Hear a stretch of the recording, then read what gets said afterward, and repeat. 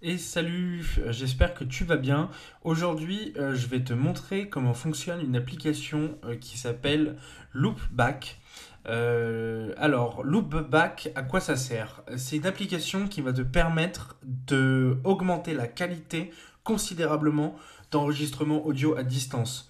Tu le sais, si tu suis les zooms qu'on fait, on est régulièrement et la plupart du temps à distance pour enregistrer ces épisodes de type podcast en fait.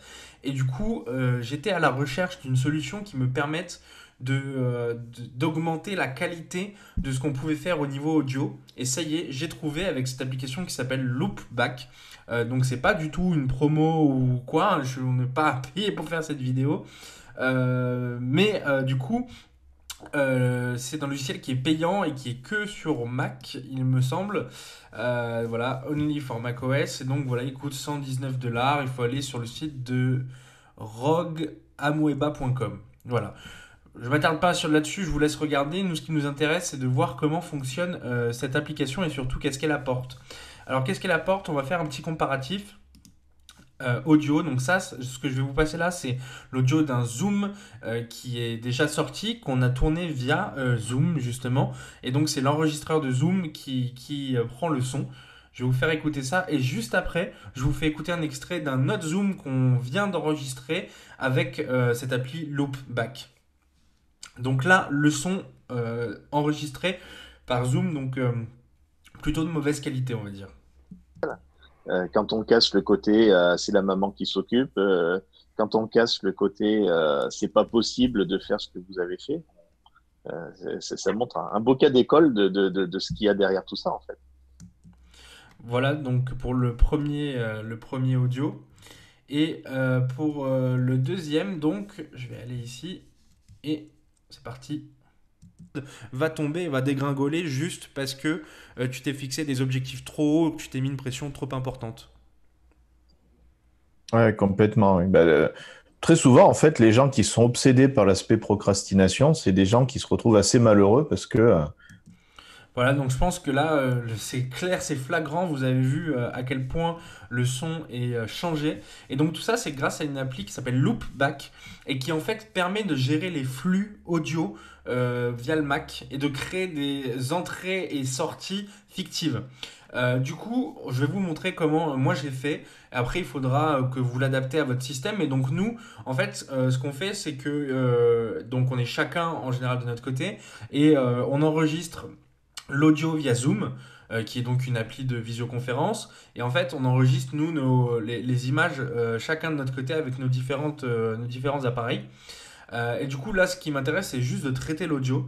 Et donc, en fait, il me faut pour ça que je fasse trois entrées. Pour créer une nouvelle entrée, vous créez ici, vous partez ici sur New Virtual Device. Hop, vous en créez un nouveau. Vous pouvez le nommer. Donc là, ça va être le micro. Donc je vais tout nommer par 2, donc microgap 2. Donc en fait, cette entrée-là, elle va me servir directement dans l'application Zoom. Donc en fait, là, ce que je veux, c'est aller chercher mon micro. Donc je viens ici, je clique sur Yeti Stereo Microphone, parce que c'est mon micro que j'utilise. Ensuite, il me faut une deuxième entrée qui soit le son de Zoom. Donc je l'appelle Zoom. Et ici, dans Source, je clique sur plus et je viens chercher l'application Zoom.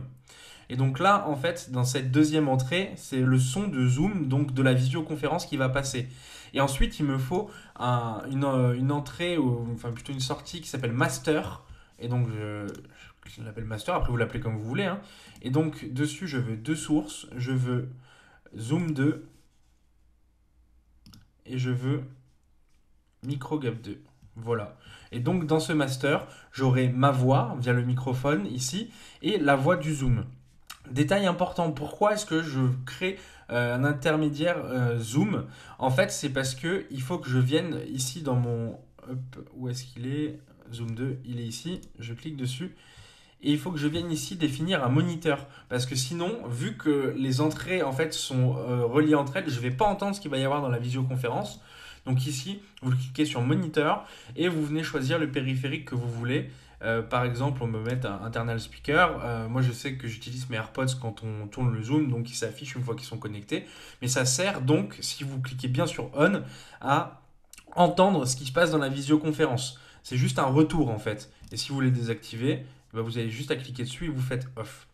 Et après, en fait, une fois que j'ai ces 3 entrées, ce que je fais, c'est que dans le logiciel Zoom, je choisis l'entrée micro gap 2, du coup, qui est donc l'entrée de mon micro. Je veux que les gens entendent mon micro. Ensuite, donc, comme ça, ils m'entendent dans le Zoom. J'ai le son du Zoom qui sort dans Zoom 2, qui me sert à avoir mon retour audio. Et le tout va dans ce qui est mon master et qui va me servir à l'enregistrer. Donc moi j'utilise Logic Pro, mais vous pouvez utiliser GarageBand ou ce que vous voulez comme logiciel. Et donc en fait, là, voilà, c'est quand on a enregistré la bande audio. Je viens dans Préférences audio et je choisis en entrée, je vais vous l'amener sur cette fenêtre, je choisis en entrée audio mon master. Et donc en choisissant ça, hop, Zoom prend comme entrée audio Zoom. Logic Pro prend comme entrée audio le Zoom de la visioconférence plus mon micro. Et j'ai plus qu'à cliquer sur enregistrer et ça va m'enregistrer ma bande audio avec une qualité parfaite, comme vous l'avez entendu tout à l'heure. Voilà, j'espère que cette vidéo aura été claire et que ça aura pu être utile. Donc 3 entrées. Une entrée pour votre micro, une entrée pour Zoom et une ligne master qui va servir à compiler le Zoom et votre micro. Dans l'entrée Zoom, vous pensez bien à mettre un moniteur de sortie pour pouvoir entendre la visioconférence et à appuyer sur On. Et ensuite, dans votre logiciel de captation audio type Logic Pro, GarageBand ou ce que vous voulez, vous prenez en entrée votre ligne master qui va vous servir à enregistrer tout ça. Et après, vous n'avez plus qu'à resynchroniser l'audio. Voilà, j'espère que cette vidéo aura été claire et que ça aura pu t'aider, que tu vas pouvoir, comme ça, si tu captais des visioconférences à distance ou que tu avais pour idée de créer du contenu à distance, le faire plus facilement. Moi, ce logiciel, ça a vraiment révolutionné ma vie parce que j'étais absolument pas content de ce qu'on pouvait faire comme qualité audio dans le Zoom. Et du coup, je trouve ça génial qu'à distance, on arrive à créer la sensation qu'on est presque dans la même pièce sur un fichier audio. Voilà, je te dis à très bientôt pour une prochaine vidéo. Salut!